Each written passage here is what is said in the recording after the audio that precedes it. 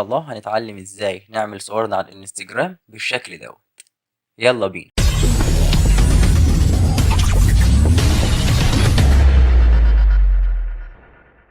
اول حاجة ان شاء الله هنعملها هنروح على المتجر. بعد كده هيظهر معانا البرنامج بالشكل ده، تقدر تعمل سيرش بالاسم دوت وتحمل الابليكيشن. وبعد ما الابليكيشن يحمل معاك، ده الابليكيشن اهوت، هنفتح الابليكيشن هيفتح معانا بالشكل دوت. الاختيار اللي هو بتاع تقسيم الصور اللي هو على ايدك الشمال، المربعات ديت، واللي في النص ده بيعمل حاجة زي بانوراما. وهنا لو احنا عايزين ننزل صورة من غير ما يتقص منها، هو بيعمل الحدود بتاعتها بلور. هندوس على المربعات ونختار صورة، هتطلع معانا بالشكل ده. هنا عندك الحاجات اللي تحت هنا، التقسيمات اللي موجودة: 1 في 3، 2 في 3، 3 في 3، 4 في 3، كده حسب التقسيمة اللي انت عايزها. 3 في 3 كويسة. طبعا بتحاول تختار حدود ما يكونش مثلا قاصص من نص الوش او كده، والارقام دي تقدر تصغر وتكبر حسب ما انت عايز، وليكن هي كده مثلا كويسة.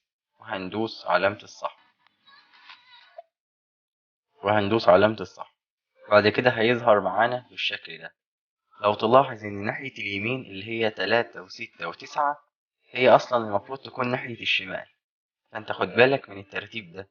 يعني احنا لما هنيجي نرتب الصور مش هنرتبها 1 2 3، لا، بنرتب 3 2 1 6 5 4 وهكذا.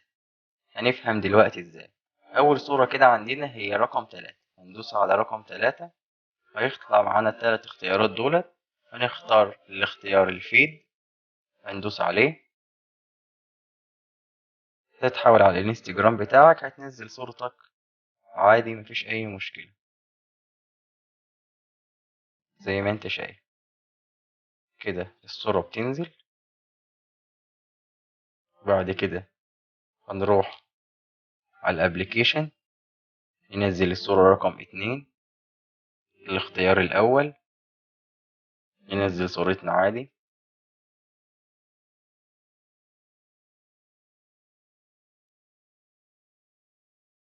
زي ما انت شايف. نروح نختار الصورة اللي بعدها رقم 1. انت تقدر تحفظ الصور عادي عندك وتنزلهم، يعني تقدر تحفظهم على الجهاز وبعد كده تنزلهم على الانستجرام، بس ده حاجة اسهل لك عشان ما تتلخبطش في الترتيب. هنا كمان البرنامج زي ما انت شايف، الصورة اللي احنا دوسنا عليها لونها بيتغير. الرقم 6 اللي احنا دوسنا عليها لونها اتغير وطلع علينا، عشان تبقى عارف انت فاضل لك كام صورة او انت ماشي ازاي.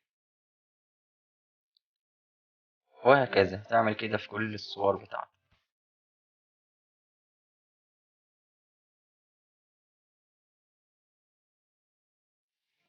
كده الصور بتاعتنا كلها نزلت.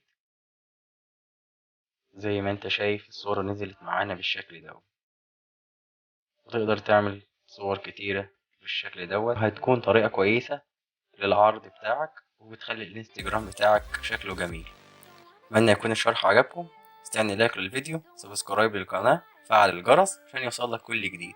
شكرا ليك.